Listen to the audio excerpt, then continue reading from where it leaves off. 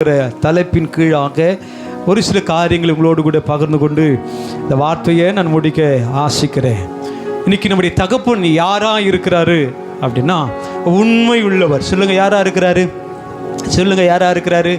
உண்மை உள்ளவர். சொல்லுங்க, யாரா இருக்கிறாரு? அவர் உண்மை உள்ளவர். அப்போ சரி, வாசிக்கலாம். 2 தீமோத்தேயு 2ஆம் அதிகாரம் அதனுடைய 12வது வசனத்தை நம்ம வாசிக்க கேட்போம். 2 தீமோத்தேயு 2ஆம் அதிகாரம் அதனுடைய 12வது வசனம். 2 தீமோத்தேயு 2ஆம் அதிகாரம் 12வது வசனமா வாசிங்க. ம் ம் ம்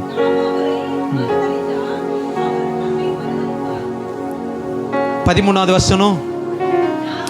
நாம் உண்மை இல்லாதவர்களாய் இருந்தாலும் அவர் உண்மை உள்ளவராய் இருக்கிறார். நல்லா கவனிக்கணும். வேத வசனம் அழகா சொல்லுது, நாம் உண்மை இல்லாதவர்களாய் இருந்தாலும் நம்ம ஆராதிக்கிற தகப்பன் யாரா இருக்கிறார் அப்படின்னா உண்மை உள்ளவர். சொல்லுங்க, யாரா இருக்கிறாரு? உண்மை உள்ளவர். இன்னைக்கு அநேக கர்த்தருடைய பிள்ளைகள் இடத்துல ஆண்டவர் எதிர்பார்க்கிற உண்மை நம்மிடத்தில் இல்லாத போதும், ஆனால் ஆண்டவர் என்னவா தான் இருக்கிறார் அப்படின்னா உண்மையுள்ளவராய். அப்போ நம்மிடத்தில் ஆண்டவர் நம்மகிட்ட அவர் உண்மையுள்ளவராய் இருக்கிறது போல நம்மிடத்திலும் சில பேருக்கிட்ட ஆண்டவர் எதிர்பார்க்கிறாரு உண்மை உள்ளவராய் இருக்க வேண்டும் என்று சொல்லி. இன்னைக்கு சபை கவனிக்கணும். இன்னைக்கு நாம் உண்மை இல்லை. அந்த வார்த்தை முதல் லைன் சொல்லுது, நாம் உண்மை இல்லை. நாம எதிர்பார்க்கிற தகுதி குவாலிஃபிகேஷன் இல்லை. ஆனா ஆண்டவர் உண்மையா இருக்கிறாரு. ஆனா அந்த ஒரு வழி சொல்லுது, நாம் உண்மை இல்லாதவர்களா இருந்தாலும். சரி, இந்த வார்த்தை சொல்லப்பட்டிருக்குது. இதை எத்தனையோ ஆண்டுகளுக்கு முன்னாடி வேதத்தை 2000 வருஷத்துக்கு முன்னாடி பைபிள் கொடுக்கப்பட்டுச்சு. இந்த வார்த்தை அப்ப எழுதின வார்த்தை. ஆனா இதையே சாக்கு சொல்லிக்கிட்டு நீங்க நிறைய பேர் என்ன பண்ணிட்டு இருக்கிறோம் அப்படின்னா உண்மை இல்லாதவர்களாய் வாழ்ந்து கொண்டிருக்கிறோம். என்ன இல்ல, உண்மை இல்லாதவர்களாய் வாழ்ந்து நம்ம இன்ப ஆராதனை சொல்லி ஒரு வரி பாடணும். ஆராதிப்பேன் உண்மை நான் உண்மை மனதுடன். இன்னைக்கு ஆண்டவரை தேடி வருகிறதுக்கும் உண்மை இல்லை. ஆண்டவருடைய ஆலயத்துக்கு வருவதற்கும் இன்னைக்கு நிறைய பேருக்கு உண்மை இல்லை. இன்னைக்கு ஸ்தோத்திரம் உண்மையாவே சொல்றேன், ஜெபிப்பதற்கு உண்மை இல்லை. பரிசுத்தமாக வாழ்ந்து கொள்வதில் உண்மை இல்லை. சாட்சியை காத்து கொள்வதில் உண்மை இல்லை. அந்த வார்த்தை சொல்லுது, நாம் உண்மை இல்லாதவர்களா இருந்தாலும் அழைத்த ஆண்டவர் அவர் உண்மை உள்ளவராகவே இருக்கிறார். ஆனா இது எத்தனை வருஷம் இது வரைக்கும் சாக்கு போக்கு சொல்லிட்டே ஓடிட்டு இருக்கிறோம். சில மாற்றக்கூடிய சில காரியங்களை, விட வேண்டிய காரியங்களை இன்னும் சொல்லி ஓடிக்கிட்டே இருக்கிறோம். விட முடியல, மாறல, ஒப்பு கொடுக்கல, இதை பண்ணல, அதை சொல்லிக்கிட்டே இருக்கிறோம். ஆனா ஆண்டவர் நம்ம கிட்ட எதிர்பார்க்கிற காரியம் உண்மை உள்ளவர்களாய் ஆண்டவர் எதிர்பார்க்கிறார். அதுதான் என்னாகும் 23ஆம் அதிகாரம் 10வது வசனத்தில் சொல்லுது, பொய் சொல்ல தேவன் ஒரு மனிதன் அல்ல. சபை கவனிக்கணும். பொய் சொல்ல தேவன் ஒரு மனிதன் அல்ல. மனம் மாற அவர் ஒரு மனுபுத்திரனும் அல்ல. அவர் சொல்லியும் செய்யாதிருப்பாரோ, அவர் வசனித்தும் நிறைவேற்றாதிருப்பாரோ. அப்ப சபையே, ஆண்டவர் உங்க குடும்பத்தை குறிச்சு, உங்களை குறிச்சு ஒரு சில காரியங்களை கர்த்தர் பேசியிருக்கலாம். சில வாக்குத்தத்தங்களை கர்த்தர் கொடுக்கிறேன்னு சொல்லியிருக்கலாம். நான் உன்னை இப்படியா மாற்றிடுவேன்னு சொல்லி ஆண்டவர் சொல்லியிருக்கலாம். ஆனா ஒருவேளை இன்னைக்கு நம்ம வாழ்க்கையில நாம இன்னைக்கு உண்மை இல்லாதவளா இருந்தாலும் நம்முடைய ஆண்டவர் சொன்னதை செய்கிற தகப்பன் என்பதை முதல்ல அறிஞ்சு கொள்ளணும். அவர் சொன்னதை செய்யும் அளவும் அவர் நம்மை விட்டு விலகுவதில்லைன்னு வேதம் சொல்லுது. அப்ப இந்த வார்த்தை சொல்லுது, அவர் பொய் சொல்ல மனிதன் அல்ல. மனுஷன் பொய் சொல்லுவான். பொய் சொல்றதே மனுஷனுடைய வேலை. சொல்லுங்க, என்னது பொய் சொல்றதே மனுஷனுடைய வேலை. ஆராதிக்கும் போது ஒப்பு கொடுத்து ஆராதிக்கிறோம். விட்டுற ஆண்டவரே, இது செய்கிற ஆண்டவரே, இப்படியா மாறிற ஆண்டவரே, இப்படி செய்கிறேன்னு சொல்கிறோம். அதே அடுத்த வாரம் அதே நீ சொன்னதில் சரியா இருந்திருக்கிறியா அப்படின்னா நீ நிறைய பேர் இல்லை. ஆனால் ஆண்டவர் சொல்றாரு, உன் வாழ்க்கை குறித்து, உன் உயர்வை குறித்து, உன் வேலையை குறித்து, உன் வருமானத்தை குறித்து, உன் பிள்ளைகளை குறித்து ஆண்டவர் எதை சொல்லியிருக்கிறாரோ அது நிச்சயம் நிறைவேறும். அவர் மனிதன் அல்ல. அதை நம்ம முதல்ல அண்டர்லைன் பண்ணணும். நமக்கு சொன்ன தெய்வம் மனிதன் அல்ல. அவர் யாரா இருக்கிறாரு? அவர் தெய்வம். அழைத்தவர் உண்மையுள்ளவர். நாட்கள் கடந்து போகும், சில நாட்கள் கடந்து போகும். ஏன் நாட்கள் கடந்து போகுது, ஏன் வருஷங்கள் கடந்து போகுது, ஏன் சில மாதங்கள் கடந்து போகுது நம்ம கேட்குறோம். ஏன் அதை உடனே நம்மளால் பெற்றுக்கொள்ள முடியல அப்படின்னா, அந்த தாமதம் சில உன் வாழ்க்கையில் உன் குடும்பத்தில் உன் ஜீவியத்தில் ஆண்டவர் எதிர்பார்க்காத சில, ஆண்டவர் அருவருக்கிற சில காரியங்களை நீ விட்டு கொடுத்து முழுமையா அப்பா கிட்ட வரணும்னு சில காலங்கள், சில தாமதம். ஆனால் இந்த தாமதத்தை நம்ம என்னவா எடுத்துக்கிறோம்? ஆண்டவர் செய்யலை, ஆண்டவர் கொடுக்கல, ஆண்டவர் மறந்துட்டார். இந்த வார்த்தை சொல்லுது, அவர் சொல்லியும் செய்யாதிருப்பாரோ, அவர் வசனித்தும் நிறைவேற்றாதிருப்பாரோ. அந்த வார்த்தை கவனிக்கணும் சபையே. அவர் சொன்னதை, அவர் வசனித்ததை நிறைவேற்றாதிருப்பாரா? அவர் சொன்னதை செய்கிற தகப்பன், சொன்னதை நிறைவேற்றுகிற தகப்பன். இன்னைக்கு சில கால தாமதம் வரும்போது எத்தனை பேர் அதுக்காக உபவாசம் இருந்து, ஆண்டவரை ஏன் தாமதம், இது மாறட்டும், சீக்கிரம் வரட்டும், எத்தனை பேர் ஜெபிக்கிறோம்? சில தாமதம் வருது, ஆண்டவர் நம்மை உயர்த்துவதற்கு, ஆண்டவர் நம்முடைய சூழ்நிலை மாற்றுவதற்கு, நீ கேட்டதை பெற்றுக்கொள்வதற்கு சில கால தாமதம் வருது. எத்தனை பேர் அதுக்காக உபவாசம் வருது, ஆண்டவரே இந்த தாமதம் ஏன் ஆண்டவரே, எத்தனை பேர் ஜெபிக்கிறோம்? அப்படின்னா நிறைய பேர் என்ன பண்றதில்லை, ஜெபிப்பது இல்லை. இந்த வார்த்தை சொல்லுது, அவர் வசனித்தும் நிறைவேற்றாது இருப்பாரா அப்படின்னா, சொன்னதை செய்கிற தகப்பன், அவர் உண்மையுள்ளவர். அப்போ அதுதான் 1 சாமுவேல் 15ஆம் அதிகாரம் 29வது வசனத்தில், இஸ்ரவேலின் ஜெயபலமானவர் பொய் சொல்லுகிறதும் இல்லை, தாம் சொன்னதை பற்றி மனஸ்தாபப்படுகிறதும் இல்லை, மனம் மாற அவர் மனுஷன் அல்ல. சபையே, இந்த சத்தத்தை கேட்கிற ஜனமே, இஸ்ரவேலின் ஜெயபலமானவர் அவர் என்ன பண்ண மாட்டாரு? பொய் சொல்லுகிற தெய்வன் அல்ல, பொய் சொல்லுகிற தெய்வன் அல்ல. மாற்றி மாற்றி மனுஷன் பேசலாம், நான் செய்யறேன், உதவி செய்யறேன்னு சொல்லியிருக்கலாம், போய் நின்னா நானா சொன்னேன்னு சொல்லலாம் மனுஷன். ஆனால் இந்த வார்த்தை சொல்லுது, அவர் சொன்னதை பற்றி மனஸ்தாபப்படுகிறதும் இல்லை, மனம் மாற அவர் மனுஷனும் இல்லை. அவர் சொன்னதை செய்கிற தகப்பன். இன்னைக்கு ஸ்தோத்திரம், இன்னைக்கு உங்க வாழ்க்கையில, உங்க குடும்பத்தில் சில காரியங்கள் ஆண்டவர் செய்கிறேன்னு சொல்லி இன்னைக்கு நிறைவேற்றப்படாமல் இன்னைக்கு வந்திருக்கிறியா? ஆண்டவர் சில நன்மையை கொடுக்கிறேன்னு சொல்லி நன்மையை பெற்றுக்கொள்ளாமல் இன்னைக்கு வந்திருக்கிறியா? ஆண்டவர் இன்னைக்கு உன்னை பார்த்து சொல்றாரு, நான் சொன்னதை நிறைவேற்றுகிற தகப்பன், நான் உண்மையுள்ளவர். அப்போ ஒரு வசனத்தை சொல்லி நான் கடந்து போறேன். ரோமர் 9ஆம் அதிகாரம் 6வது வசனத்தை கூட வாசிங்க. ரோமர் 9:6 வசனம், தேவ வசனம் அவமாய் போயிற்றென்று சொல்லக்கூடாது, ஏனென்றால் இஸ்ரவேல் வம்சத்தார் எல்லாரும் இஸ்ரவேல் அல்லவே அல்ல. இந்த வார்த்தை நல்லா புரிஞ்சுக்கணும் சபையே. கிறிஸ்தவன் சொல்லிக்கிட்டு இருக்கிற அநேக பிள்ளைகள் கிறிஸ்தவல்லா இல்லை. நான் உண்மையா இருக்கிறேன்னு சொல்ற அநேக பிள்ளைகள் இன்னைக்கு உண்மையில நிலைத்து இருக்கிறது இல்லை. இந்த வார்த்தை சொல்லுது இன்னைக்கு, ஆமென். அதை திரும்ப வாசிங்க. இஸ்ரவேல் வம்சத்தார் எல்லாரும் இஸ்ரவேலர் அல்லவே இல்லை. நான் கர்த்தருக்கு பயப்படுகிறேன்னு சொல்லுகிற பிள்ளைகள் அநேக பேர் கர்த்தருக்கு பயப்படுவது இல்லை. நான் உண்மை உத்தமமா இருக்கிறேன்னு சொல்ற அநேக பிள்ளைகள் உண்மையில நிலைத்திருப்பது இல்லை. சாட்சியா ஜீவிக்க வேண்டிய பிள்ளைகள் இன்னைக்கு நிறைய பேர் சாட்சியை காத்துக்கொள்வது இல்லை. அது வார்த்தை சொல்லுது, எல்லாரும் இல்லை. சில தாமதம் உங்களை இஸ்ரவேலர்களாய் மாற்றுவதற்கு, சில தாமதம் கிறிஸ்தவர்களாய் மாற்றுவதற்கு, சில தாமதம் ஆண்டவருக்கு நேரா அவங்களை நடத்துபடுவதற்கு தான் தாமதமே தவிர அவர் கொடுக்க கூடாது என்பதுக்கு அல்ல. பெற்றுக்கொள்ள வேண்டிய பாத்திரவான்களா இன்னைக்கு நிறைய பேர் இல்லாததுனால தான் அவர் சொன்னதை இன்னைக்கு நிறைய பேரால் பெற்றுக்கொள்ள முடியல.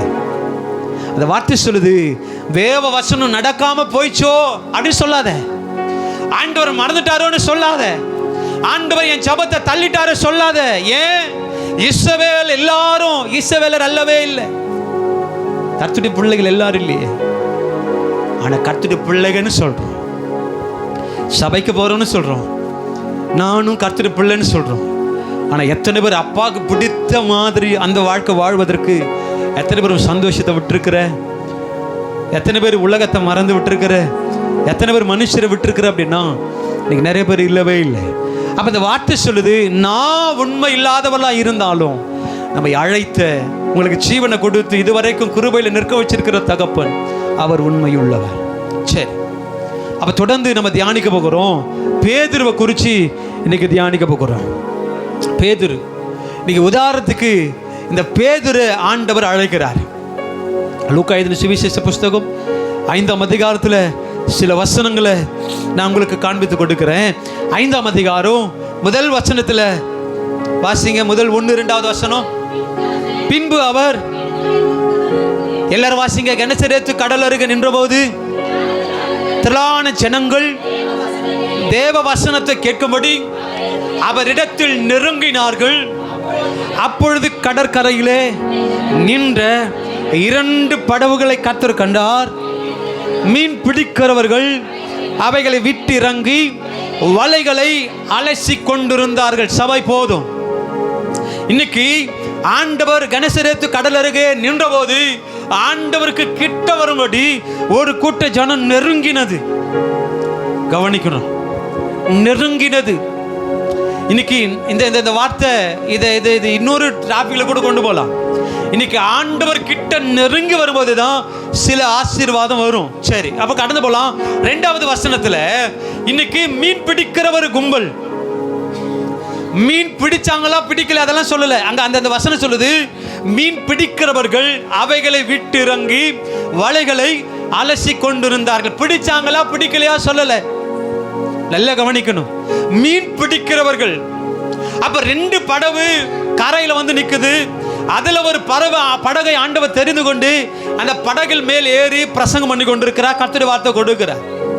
அப்ப இங்க இவங்களுடைய சூழ்நிலை என்னவா இருக்குது அப்படின்னா, தோல்வி, தோற்று போயிருக்கிறாங்க.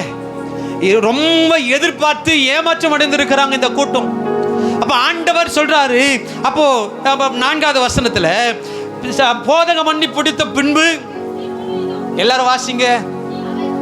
அவர் போதகம் பண்ணி முடித்த பின்பு சீமோன் என்கிற ஒரு மனுஷனை நோக்கி ஆழத்துல கொண்டு போ. சொல்லுங்க, என்ன பண்ணணும்? ஏமா உனக்கு ஆசீர்வாதம் வரணும்னா நீ இருக்கிற இந்த இடம், இருக்கிற இந்த நிலைமை, இருக்கிற இந்த ஜப வாழ்க்கை, இப்போ இருக்கிற பரிசுத்த வாழ்க்கை, இப்போ காத்து கொண்டிருக்கிற சாட்சியான வாழ்க்கை இது போதாது, இன்னும் ஆழத்துக்கு போகணும்.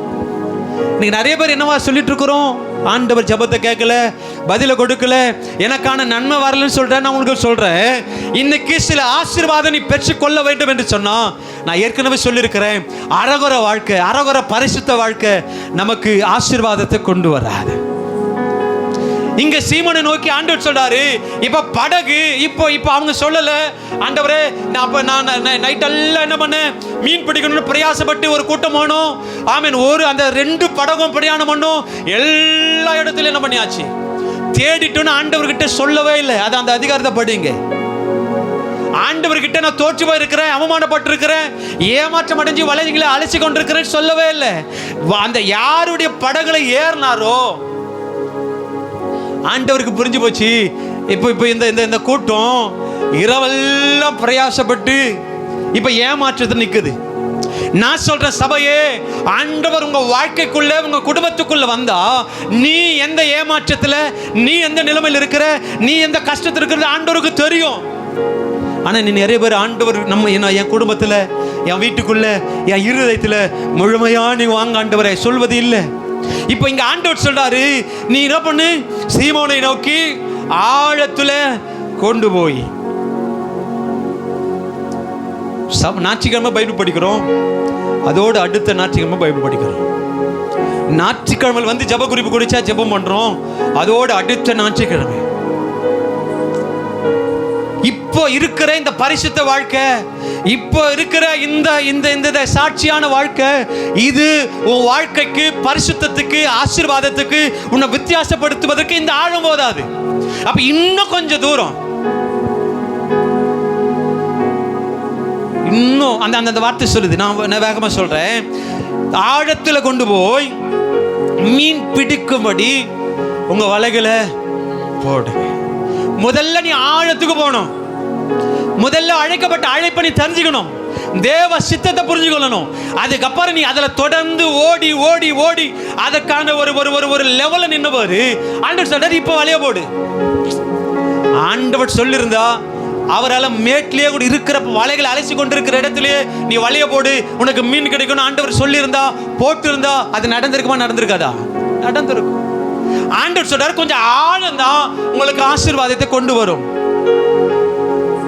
ஞாயிற்றுக்கிழமை வாழ்கிற பரிசுத்த வாழ்க்கை நீ நினைக்கிற, ஞாயிற்றுக்கிழமை வாழ்கிற வாழ்க்கை அதுதான் ஆண்டவருக்கு பிரியமான வாழ்க்கை நீ நினைக்கிற. இல்ல, உன் ஆழத்துக்குள்ள நீ எந்த அளவுக்கு ஆழத்துக்குள்ள கிறிஸ்துவ வாழ்க்கையில ஆவியில நீ எந்த அளவுக்கு ஆழத்துக்குள்ள போறியோ அங்கதான் ஆண்டவர் சூழ்நிலையை நிறைவேற்றுவதற்கு மாற்றுவதற்கு ஆழம் ஆசீர்வாதத்தை கொண்டு வரும்.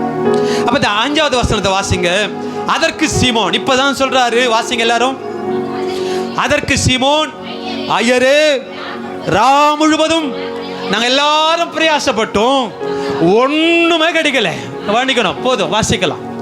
பேதுரு சொல்றாரு, ஐயரே, நைட்டெல்லாம் நாங்க போடாத வலை போடாத இடம் ஒரு இடம் கூட இல்லை. இப்போ மீன் பிடிக்கிறாங்க அப்படின்னா, மீனவர் அப்படின்னா அவங்களுக்கு தெரியும் எந்த இடத்துல எந்த மீன் பிடிக்கலாம். அது சொல்லுவாங்க, அந்த தேப்பையா இருக்குதுன்னு சொல்லுவாங்க. அதை அவங்க கிட்ட பேசும்போது சொல்லுவாங்க. அப்ப இந்த சைட்ல போய் போட்டோம்னா இந்த மீன் தான் கிடைக்கணும் அவங்களுக்கு தெரியும். மீனவங்க கிட்ட நீங்க பேசி பாருங்க. அப்ப அங்க இவ்வளவு குறிப்பிட்ட தூரத்துல போய் போட்டா இந்த மீன் கிடைக்கும். இப்போ கடல் ஒண்ணுதான், நல்ல கவனி, கடல் ஒண்ணுதான். ஆனா பல தரப்பட்ட மீன்கள் பிடிப்பதற்கு மீனவங்களுக்கு தான் தெரியும். அப்ப மீனவர் அவங்களுக்கு தெரியும், ஒருவேளை இங்க இல்ல அங்க போட்டா கட்டாயம் என்ன பண்ணும், மீன் கிடைக்கும்னு தெரிஞ்சிருக்கும். ஆனா இவங்க சொல்றாங்க, எங்க முயற்சி, எங்க பிரயாசம், எங்க அனுபவம் எல்லாம் நைட்டெல்லாம் முயற்சி பண்ணோம், ஒன்றும் கிடைக்கவே இல்லை. சபையே, உண்மையுள்ளவர் என்ற தலைப்பின் கீழாக பேசிட்டு இருக்கிறேன். இந்த வார்த்தை சொல்லுது, அவர் சொல்ற என்ன வார்த்தை, என்ன ஸ்டேட்மெண்ட் கொடுக்குறாங்க, நாங்க பிரயாசப்பட்டோம். சொல்லுங்க, இந்த வார்த்தை ஃபுல் பண்ணுங்க, சொல்லுங்க, எல்லாம் சேர்ந்து சொல்லுங்க. நாங்கள் எல்லாம் பிரயாசப்பட்டோம், சொல்லுங்க, ஒன்றும் அகப்படவே இல்லை. நான் சொல்றேன், உன் வாழ்க்கை ஆவிக்குரிய வாழ்க்கை ஆழத்துக்கு போகாத வரைக்கும் உங்க வாழ்க்கையிலும் ஒன்றும் அகப்படவே படாது. நம்ம வருஷம் அனுபவம் எக்கச்சக்கம், ரட்சிக்கப்பட்ட வருஷம், இன்னைக்கு ஞானஸ்தானம் எடுத்த வருஷம் எக்கச்சக்கம். ஆனா இன்னைக்கு நாம நம்முடைய வாழ்க்கையில ஒன்றும் கிடைக்கலன்னு சொல்றேன். நான் சொல்றேன், உன் வாழ்க்கை மேட்டு மலையே நின்னா உன் வாழ்க்கை என்னைக்குமே ஆசீர்வாதம் வராது.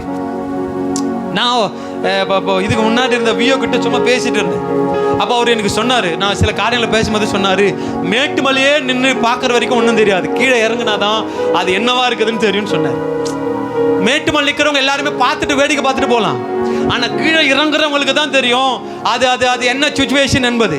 நான் சொல்றேன், இன்னைக்கு அநேகருடைய கிறிஸ்தவ வாழ்க்கையும் ஆவிக்குரிய வாழ்க்கையும் மேட்டு மேலே நிற்கிறோம், கரை மேலேயே நிற்கிறோம். ஆனால் ஆண்டவருடைய வார்த்தை சொல்லுது, ஆழத்துக்கு கொண்டு போன. இன்னைக்கு இன்னைக்கு இன்னைக்கு அதுதான் நான் சொல்லுவேன். ஒரு நிமிஷம், அரை நிமிஷம், இன்னைக்கு இன்னைக்கு இன்னைக்கு இன்னைக்கு இன்னைக்கு உன் ஜெப வாழ்க்கை, ஆண்டவரை தேடுறது, பரிசுத்தம், ஆலயத்துக்கு வர்றது, ஆண்டவருக்கு பயப்படுறது, ஆண்டவருக்கு முக்கியத்துவம் கொடுப்பது, இவையெல்லாம் இன்னைக்கு அநேக கிறிஸ்தவர்கள், அநேக கர்த்தருடைய பிள்ளைகள் இன்னைக்கு கரையை ஒதுங்கி தான் இருக்கிறோம்.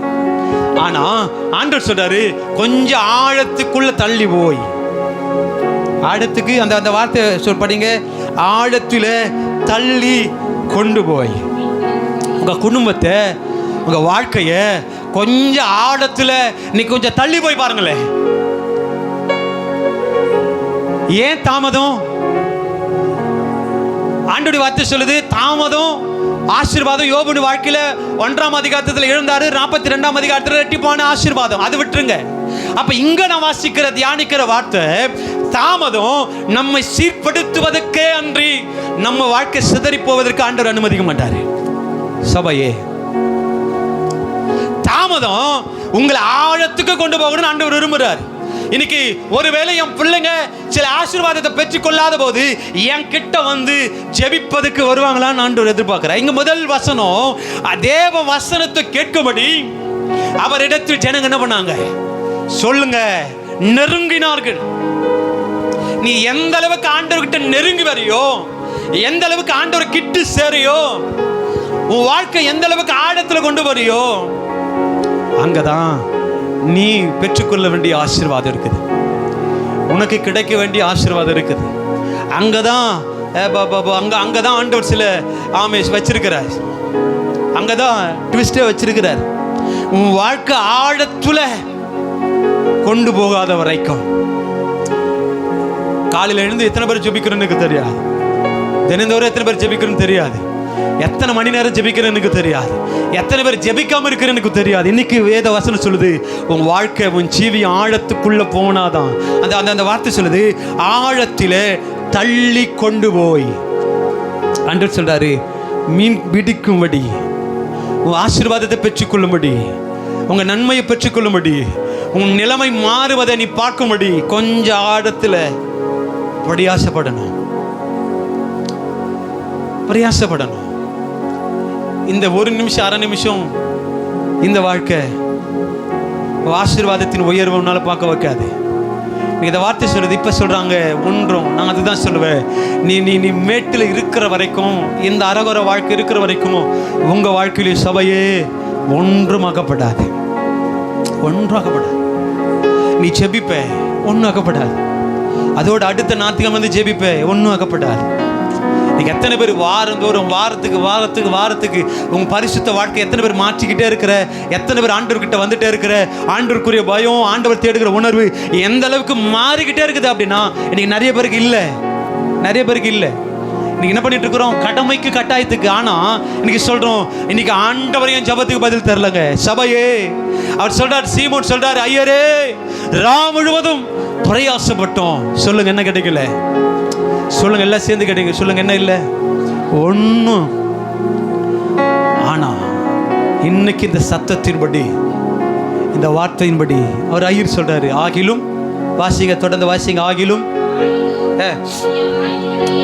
உம்முடைய வார்த்தையின்படியே நாங்க வலையை போடுகிறேன்.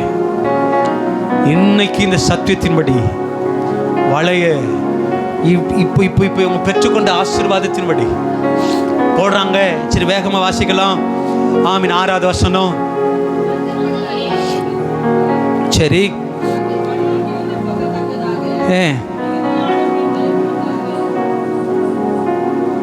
கவனிக்கணும். இப்போ ஏமாற்றம் உங்க வாழ்க்கையில் வந்துச்சு, மீன் ஒரு மீன் வந்து அந்த வார்த்தை சொல்லி ஒன்றும் எம்டி, படகும் எம்டி தான், ஒன்றும் சொல்லுவாங்களே. இப்போ நம்ம வலை போடுறோம், ஏரியில் போடும்போது சின்ன குள்ளக்கண்டு தாங்க மீந்துச்சுன்னு சொல்கிறாங்களே, சின்ன மீன் தாங்க கிடைச்சி, பெருசாக கிடைக்குன்னு பார்த்தோம் குள்ளக்கண்டிக்கு தான் கிடச்சிதுன்றோம். ஆனால் அந்த வார்த்தை சொல்லுது ஒன்றும் அகப்படலை. அப்போ ஆண்டவர் சொல்றாரு, கொண்டு போய் வலைய போடு. இப்போ கிடைக்கல, இப்போ இப்போ இப்போ இப்போ குறிப்பிட்ட இடம் இங்கே போட்டால் மீன் 100% கிடைக்கும் அப்படின்ற இடத்துலலாம் போட்டிருப்பாங்களா இல்லையா? அப்போ கிடைக்கல. அப்போ இப்போ இவங்க என்ன அடுத்த முயற்சி என்ன பண்ணிருப்பாங்க அப்படின்னா, அந்த கடல்ல போடாத இடமே இருந்திருக்காது. ஏன்? எம்டி, ஒன்றும் கிடைக்கல. அப்போ இங்க போடு, அங்க போடு, அங்க போடு, அங்க போடு, 2 படகு போட்டுக்கிட்டே இருந்திருப்பாங்க. ஆழத்துல கொண்டு போய் போடுறாங்க. இப்போ மீனவங்க அப்படின்னா வலையை அலசுற இடத்துலயே மேட்லயோ வலை போட்டிருப்பாங்க, மேட்லயோ போடுவாங்க. அவங்களும் ஆழத்தை தானே கொண்டு போய் போட்டிருக்கணும். இன்னைக்கு நல்ல கவனிக்கணும். இன்னைக்கு ஆண்டோடைய வார்த்தையின்படி பேதுரு, சரி அடுத்த வசனம் 7வது வசனத்துல, ஆமீன், மற்ற படவில் இருந்த 6வது வசனம், அந்தபடியே ஆண்டோடைய வசனத்தின்படியே செய்து தங்கள் வலை கிழிந்து போகத்தக்கதாக. ஆழத்துல போகும்போது தாங்க ஆசீர்வாதம். நமக்கு கொடுக்கப்பட்ட அழைப்புல சரியா நீ ஓடினாதான் உனக்கு ஆசீர்வாதம். கிழிந்து போகத்தக்கதாக சொல்லுவாங்கல்ல, ஒரு ஆசைக்கு கூட மீன் கிடைக்கல.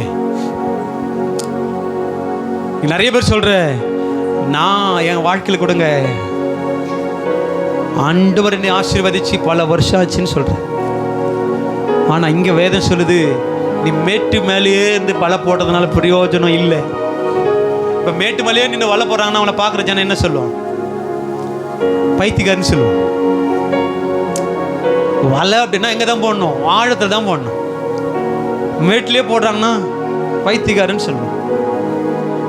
கிறிஸ்துவ வாழ்க்கையும் ஆழத்துல, அதுதான் ஒரு அழக பாடுறாங்களே, தேவனே நாம் உமதண்டையில்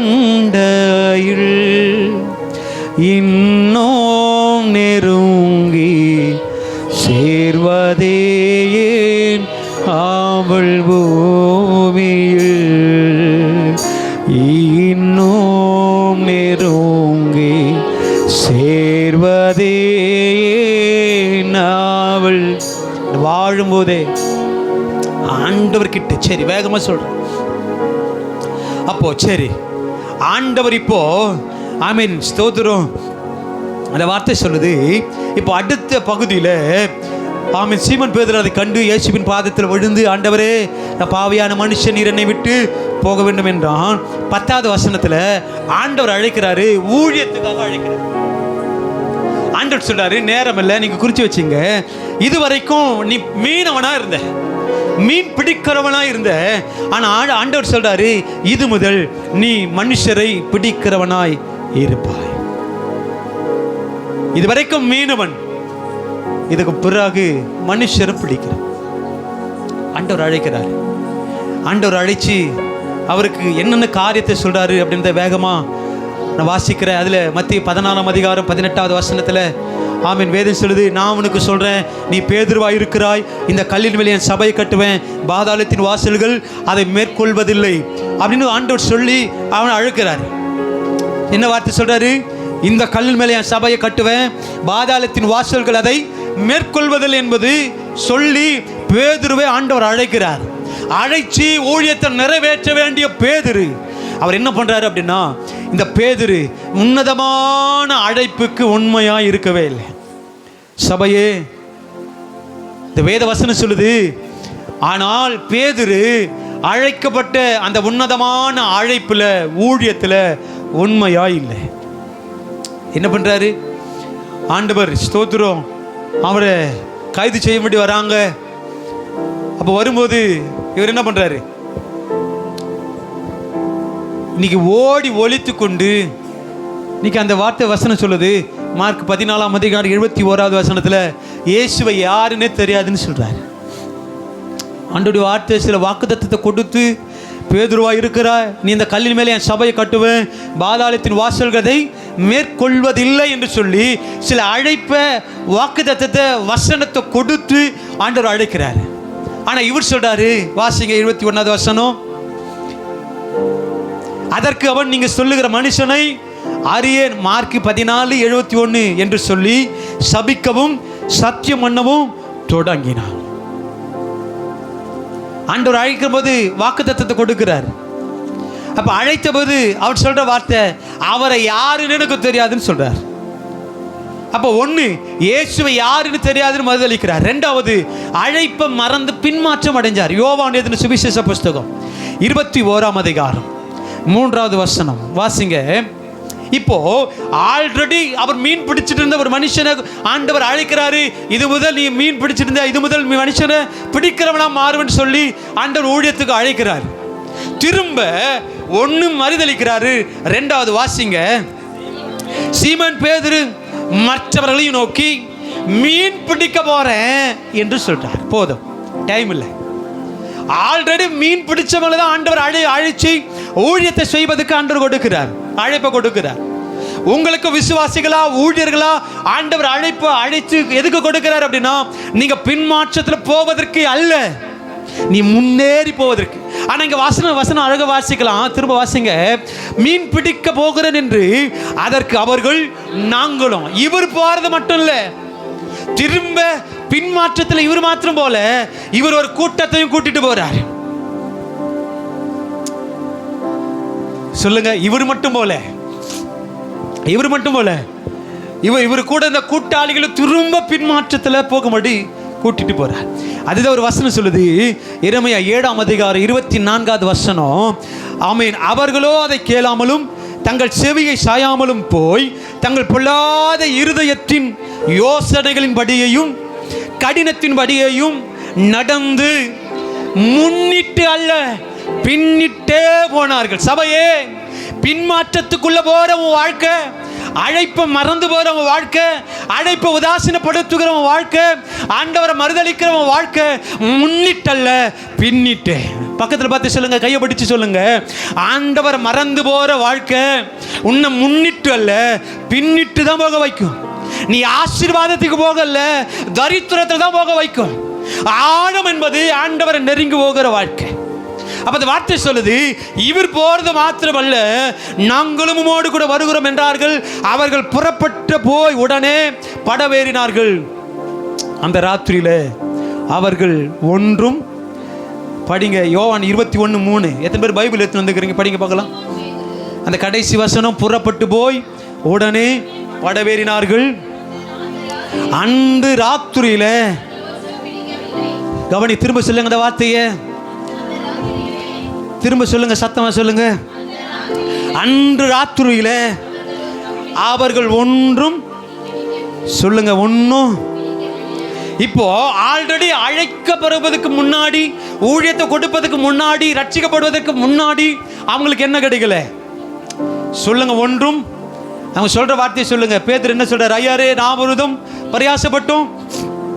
சொல்லுங்க, ஒன்றும். இங்க 21:3 வாசிக்கிறோம். அது கீழே சொல்லுது, அன்று ராத்திரியில ஒன்றும். ஆண்டவர் ஏற்றுக்கொண்டதுக்கு முன்னாடி வெறுமை எம்டி, ஏற்றுக்கொண்டு மறுதளிச்சு திரும்ப பின்மாற்றத்துக்குள்ள போகும்போதும் எம்டி. அப்ப ஆண்டவர் இல்லாத கிறிஸ்துவ வாழ்க்கை என்பது உன்னை முன்னிட்டல்ல பின்னிட்டு போக வைக்கும். அந்த வார்த்தை நல்லா புரிஞ்சுக்கணும்.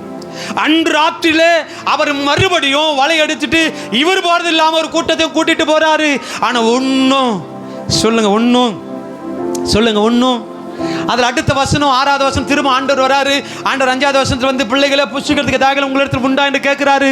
அவங்க சொல்றாங்க அதற்கு ஒன்றுமில்லை என்றாங்க. 6வது வசனத்தை எல்லாம் சேர்ந்து படிங்க முடிக்க போறோம். அப்பொழுது அவர், நீங்கள் படவுக்கு வலதுபுறமாக வளைய போடு, அப்பொழுது உங்களுக்கு அகப்படும் என்ற போதும். ஆல்ரெடி ஆமீன். அங்கே நம்ம வாசிக்கிறோம், என்ன வாசித்தோம்? 5ஆம் அதிகாரத்தில் 2வது வசனத்தில், ஆமீன், அதை தொடர்ந்து 5ஆம் வசனத்தில் சொன்னோம். என்ன பண்ணார் ஆண்டவர்? மீன் பிடிப்பதுக்கு என்ன சொன்னார்? கொஞ்சம் ஆழத்தில் தள்ளி கொண்டு போய் ஆழத்தில் வலைய என்ன பண்ணுங்க, போடு. இங்க 2வது வந்து பின்மாற்றத்துக்குள்ள போகும்போது அதே சீமோன் பேதுரு அதே கூட்டாளியை பார்த்து ஆண்டவர் சொல்றாரு, நீங்க படவுக்கு வலதுபுறமா. சொல்லுங்க, வலதுபுறம் என்ன கை? காமிங்க பார்க்கலாம். வலதுபுறம் என்ன கை? வலதுபுறம்னா காமிங்க, கை காமிங்க பார்க்கலாம். கையை தூக்குங்க பார்க்கலாம். வலது இல்லை இல்லை, அப்படியே கை தூக்க பார்க்கலாம். இது இங்கிலீஷில் சொல்லுங்க, இது என்ன கை? இப்போ இந்த அப்படியே வைங்க, கையை வச்சுங்க. இப்போ இந்த வார்த்தை சொல்லுது, ஆண்டவர் இல்லை, ரட்சிக்கப்படுவதற்கு இல்லை, ரட்சிக்கப்படவே இல்லை, அழைக்கப்படவே இல்லை. அப்போ எம்டி. ஆண்டவர் சொல்றாரு, நீ ஆழத்துக்கு போனாதான் உனக்கு ஆசீர்வாதம். இப்போ பின்மாற்றத்துக்குள்ள வந்தபோது திரும்ப சொல்றாரு, வலதுபுறம், ரைட்டான வாழ்க்கை, கரெக்டான வாழ்க்கை, ஆண்டவரை பெற்றுக்கொண்டு, ஆண்டவரை ஏற்றுக்கொண்டு, ஆண்டவரையே தேடி போற வாழ்க்கை, அந்த ரைட்டான வாழ்க்கை. இப்போ எங்க மீன் இருக்குது அப்படின்னா, எங்க என்ன சொல்றாரு அந்த வசனத்துல? எங்க மீன் இருக்குதுன்னு சொல்றாரு? வலை எங்க போட சொல்றாரு? வசனத்தை படிக்கிறீங்களா இல்லையா? வலதுபுறம்னா சொல்லுங்க, உங்க பக்கத்துல வலதுபுறம் காமிங்க பார்க்கலாம். வலதுபுறம்னா இப்போ பிரயாசப்பட்டுட்டா நைட்டெல்லாம், இதுவும் இரவு முழுவதும் ஆண்டவர் சொல்றாரு வலதுபுறமா, பக்கத்திலேயே சபையே. இப்போ இப்போ இப்போ இப்போ பேதுரு ஆல்ரெடி எங்க நிக்கிறாருன்னா மீன் மேல தான் நிக்கிறாரு, மீன் மேல தான் நிக்கிறாரு. அவர் சொல்றாரு பக்கத்திலே வலைய போட்டு, அவங்க அந்த வசனம் சொல்லுது இழுக்க மாட்டாத மீன். சொல்லுங்க, என்ன மீன்? புரியுதுங்களா? ஆண்டவரை மறந்து, ஆண்டவரை மறுதலிச்சு, ஆண்டவரையே தேட வேண்டிய, ஆண்டவரையே பின்பற்ற வேண்டிய நம்ம வாழ்க்கையில ஆண்டவரை விட்டுட்டு சுயத்தின்படி, இஷ்டத்தின்படி உலகத்தை தேடி ஓடுற வாழ்க்கையில ஆண்டவர் இல்லை அப்படின்னா உங்க வாழ்க்கை எம்டி. அப்ப மீன் மேலதான் பேதுரு நிக்கிறாரு. ஆனா நைட்டெல்லாம் வலை போறாரு, ஒரு மீன் கூட கிடைக்கல. இப்ப ஆண்டவர் வந்து சொல்றாரு, ரொம்ப தூரம் போன்னு சொல்ல, ரட்சிக்கப்படுறது முன்னாடி, அடைக்கப்படும் போது ஆண்டவர் சொல்றாரு கொஞ்சம் ஆழத்துக்கு போகணும். இப்ப ஆண்டவரை பத்தி தெரியும், ஆனா பின்மாற்றம். ஆனா ஆண்டவர் சொல்றாரு வலதுபுறமா போடு. ஏன்னா மீன், என்ன மீன் கிடைக்குது? அது கீழேன்னு சொல்லுது, திரளான மீன்கள் அகப்பட்டதினால் அதை இழுக்க மாட்டாதிருந்தார்கள். அங்கேயே சொல்லுது வலைகள் கிழியத்தக்கதான மீன் லூக்காவுல. இங்க சொல்லுது இழுக்க மாட்டாத மீன். உங்க ஆசீர்வாதம் எங்க இருக்குது? நீங்கள் எதிர்பார்க்குற நன்மை எங்கே இருக்குதுன்னா உங்கள் பக்கத்திலே தான் இருக்குது, உங்கள் பக்கத்திலே தான் இருக்குது. ஆனால் ஆண்டவர் இல்லாத வாழ்க்கையில் நீ எவ்வளோதான் பிரயாசப்பட்டாலும் ஒன்றும் சொல்லுங்க, ஒன்றும். அப்போ அந்த வார்த்தை சொல்லுது, திரும்ப அழைப்பை மறந்து அதில் 15-17 வரைக்கும் வாசிங்க. 15-17 வரைக்கும் 2 வசனம் வேகமாக வாசிங்க. இப்போ ஆண்டவர் கேட்குறாரு பேதுருவை பார்த்து, சீமோன் பேதுருவை நோக்கி, யோனாவின் குமாரனாகிய சீமோனே, இவர்களில் என்னிடத்தில் அன்பாய் இருக்கிறாயா? எப்போ கேட்குறாரு? அழைத்த அழைப்பை மறந்து பின்மாற்றத்துக்குள்ளே போய் திரும்ப வரும்போது ஆண்டவர் கேட்குறாரு, பேதுருவே, என்னிடத்தில் அன்பாய் இருக்கிறாயா? அதற்கு அவர் சொல்கிறார், ஆமாம் ஆண்டவரே, அவன் நேசிக்கிறேன் என்பதை நீர் அறிவே. சரி, ஆண்டவர் சொல்கிறார், சரி ஆட்டுக்குட்டிகளை. அடுத்த வசனம் 2ஆம் தரம் அவரை நோக்கி, சீமோனே, நீ என்னிடத்தில் அன்பாக இருக்கிறாயா என்றார். அதற்கு அவன், ஆமாண்டவரே, அவன் நேசிக்கிறேன் என்பதை நீர் அறிவீர். 2வது முறை சொல்கிறாரு, ஃபஸ்ட்டு ஆட்டுக்குட்டிகளை, 2வது ஆடுகளை. சொல்லுங்க, முதல்ல ஆண்டவர் சொல்கிறாரு ஆட்டுக்குட்டி, 2வது சொல்கிறாரு ஆடுகள். இப்போ 3வது 17வது வசனம், யோனாவின் குமாரனாகிய சீமோனே, நீ என்னை நேசிக்கிறாயா என்று அவர் 3ஆம் தரம் தன்னை கேட்டபடியினால். சரி, படிக்கலாம். அந்த வார்த்தை கவனிக்கணும். 2 முறை ஆண்டவர் கேட்கும்போது உடனே பதில் வந்துச்சு. அந்த வசனத்தை புரிஞ்சு படிங்க. 2 முறை ஆண்டவர் கேட்குறாரு, சீமோனே, அன்பா இருக்கிறாயா? ஆமா ஆண்டவரே, உடனே பதில். அது உமக்கே தெரியும் ஆண்டவரே. இப்போ 3வது முறை கேட்குறாரு, அதே வார்த்தை தான் கேட்குறாரு, அதே தான் கேட்குறாரு. அதில் எதனா மாறி இருக்குதா? அதே தான் கேட்குறாரு, நீ என்னை நேசிக்கிறாய். இப்போதான் அவருக்கு தெரியுது, துக்கப்பட்டு. நிறைய பேருடைய வாழ்க்கை மற்றவங்க பார்க்கும்படி வாழாதே, ஊழியக்காரங்க பார்க்குற மாதிரி வாழாதே, கிறிஸ்தவங்க பார்க்குற மாதிரி வாழாதே, பரலோகம் பார்க்குற மாதிரி வாழணும். இப்போதான் அவருக்கு தெரியுது, துக்கப்பட்டு. அந்த வார்த்தை ஆண்டவர் கேட்டபடினால பேதுரு துக்கப்பட்டு, ஆண்டவரே, எல்லாவற்றையும் அறிந்திருக்கிறேன், நான் உம்மை நேசிக்கிறேன். இப்போ ஆண்டவர் சொல்றாரு, என் ஆடுகளை வைப்பாயா? நீ எத்தனை பேர் சபையே இதே ரட்சிக்கப்பட்டு முதல் பிரசங்கத்தில் 3 முறை மறுதளிக்கிறாரு. இதே ரட்சிக்கப்பட்டு முதல் பிரசங்கத்தில் 3000 பேர். அப்போஸ்தலர் 2ஆம் அதிகாரம் 41வது வசனம் வாசிங்க. 2:41 அவருடைய வார்த்தையை சந்தோஷமாக ஏற்றுக்கொண்டவர்கள் ஞானஸ்தானம் பெற்றார்கள். அன்றைய தினம் ஏறக்குறைய 3000 பேர் சேர்த்து கொள்ளப்பட்டார்கள். நான் சொல்றேன், ஆண்டவர் இல்லை அப்படின்னா உங்க வாழ்க்கை எம்டி தான். சும்மா நீ சொல்லிக்கலாம், நான் சபைக்கு போறேன், நான் ரட்சிக்கப்பட்டிருக்கிறேன், கர்த்தருடைய பிள்ளை தான் நீ சொல்லலாம். ஆனா சபையே ஆண்டவர் இருக்கிறாரா? அதுதான் நான் அதிகமாக சொல்ற ஒரு வார்த்தை. கிறிஸ்தவனாய் வாழ்வதை விட இயேசு கிறிஸ்துவ உள்ளத்தில் இருக்கணும். ஒரு முறை பைபிள் எடுத்துட்டா கிறிஸ்தவன். நான் இப்போ ஒயிட் அண்ட் ஒயிட்ல வெளியில் போறேன்னா சர்ச்சுக்கு போயிட்டு வரேன்னு சொல்லுவாங்க. இயேசு கிறிஸ்துவ உள்ளத்தில் இருக்கிறாரா அப்படி என்பதை இன்னைக்கு அன்பான சபையே, சகோதரனே, சகோதரி, இன்னைக்கு நம்முடைய வாழ்க்கையிலும் ஒருவேளை ஆண்டவர் மறந்து தூரம் போயிருக்கலாம், ஆண்டவர் மறுதளிச்சிருக்கலாம். ஆண்டவர் இன்னைக்கு நம்மிடத்தில் எதிர்பார்க்கிறார், நேசிக்கிறியா? நேசிக்கிறியா? எத்தனை பேர் 2 முறை கேட்குறாரு, உடனே பதில் சொல்றாரு, ஆமா ஆண்டவரே நேசிக்கிறேன், உமக்கு தெரியுமே. இந்த வார்த்தை மாடுலேஷன், உமக்கு தெரியுமே நான் நேசிக்கிறேன். 3வது முறை கேட்குறாரு, அதே வார்த்தை தான் கேட்குறாரு. கேட்டதுனால துக்கப்பட்டு எல்லாவற்றையும் அறிந்திருக்கிறீங்க. அது ஒரே ஒரு வார்த்தை தான். அடுத்து சொல்றாரு, என் ஆடுகளை மேய்ப்பாயா? ஒரே வார்த்தை சொல்லிட்டார், எல்லாம் உமக்கு தெரியும் ஆண்டவரே. நான் பின்மாற்றத்தில் போயிட்டேன், இப்போ நான் என்னை சரிப்படுத்தி கொண்டு என்பது உமக்கு தெரியும். ஆடுகளை வைப்பாயாக. முடிந்து அப்படியே நேர்முழங்கால் நின்று நேர்முழங்கால் பண்ணிட்டு எல்லாரும், எல்லா சின்ன பிள்ளைங்க எல்லா நேர்முகங்கள் நில்லுங்க. என் ஆசீர்வாதம் தடைபடுவதற்கு நான் ஆழத்தில் போல, என் ஆசீர்வாதம் பெற்றுக்கொள்வதற்கு நான் ரைட்டா வலதுபுறமா போல, சரியான வாழ்க்கை வாழலை. சொல்லுங்க, இல்லை சொல்லுங்க, இல்லை சொல்லுங்க. நான் சரியான வாழ்க்கை வாழாதனால தான் இன்னைக்கு ஆசீர்வாதம் தடைபட்டு இருக்குதே தவிர ஒன்றும் அகப்படவில்லை. ராம் முழுவதும் பிரயாசப்பட்டு ஒன்றும் கிடைக்கல. நேசிக்கிறியா சிமோனே?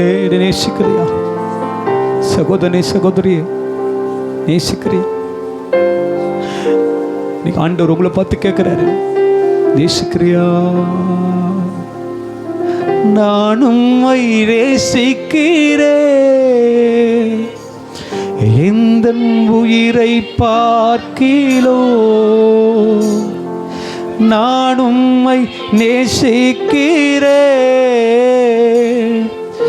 எந்த உயிரை பார்க்கிலோ. ஆராதிப்பேன் உம்மை நான் உண்மை மனதோட. உள்ளத்தின் ஆழத்திலிருந்து ஆராதிப்பேன் உம்மை நான் உண்மை மனதோட. ஒவ்வொரு நாட்களிலோ பிரியாமல் கடைசி வரை, ஒவ்வொரு நிமிடமோ கிருபையால் நடத்திடுவை. ரோமர் 11:29 வசனத்தை சொல்லுது, தேவனுடைய கிருபை வரங்களும் அவர்களை அழைத்து அழைப்பும் மாறாதவைகளே. மாறுவதே இல்லை. நாம தான் மாறி இருக்கிறோம். எதிர்பார்த்த வாழ்க்கையிலேருந்து, எதிர்பார்த்த ட்ராக்லேருந்து நாம தான் மாறி இருக்கிறோம். ஆனால் அழைத்து அழைப்பும் கிருபை வரங்களும் என்னைக்குமே மாறுவதே இல்லை. பேதுரு விட்டுட்டு இன்னொரு பேதுரு ஆண்டவர் அழைச்சிருக்கலாம். ஊழியத்தை செய்ய வேண்டி கொடுத்தேன், ஊழியத்தை செய்யல, இன்னொரு பேதுரு ஆண்டவர் இன்னொரு ஆளை தேர்விச்சிருக்கலாம். ஆனால் அதே பேதுரு திரும்ப தேடி, என்னை நேசிக்கிறியா, என்னை நேசிக்கிறியா? ஆட்டுக்குட்டிகளை மெய்ப்பாயாக. 2வது தரம் கேட்கிறார், சீமோனே நேசிக்கிற ஆட்டுக்குட்டிகளை மெய்ப்பாயா? 3வது முறை கேட்கிறார், கேட்டபடி என்னால துக்கப்பட்டு. எல்லாம் நீங்க அறிவீங்கப்பா, எல்லாம் நீங்க அறிவீங்க ஆண்டவரே, எல்லாவற்றையும் அறிந்திருக்கிறீங்க. நாம நேசிக்கிறேன் என்பதை நீர் அறிவீர். பரலோக பார்க்கணும். நன்றி ஆண்டவரே, கேட்டு அப்படி வார்த்தையின்படி நீங்க உண்மையுள்ளவர், நாங்க தான் உண்மை இல்லை. நீங்க உண்மையுள்ளவராக தான் இருக்கிறீங்க, நாங்க உண்மை இல்லாமல் இருக்கிறோம். உண்மையா வாழ்வதற்கு உதவி செய்யும், உண்மையா வாழ்வதற்கு உதவி செய்யும். எங்களை நடத்தும் ஆசீர்வதியும்.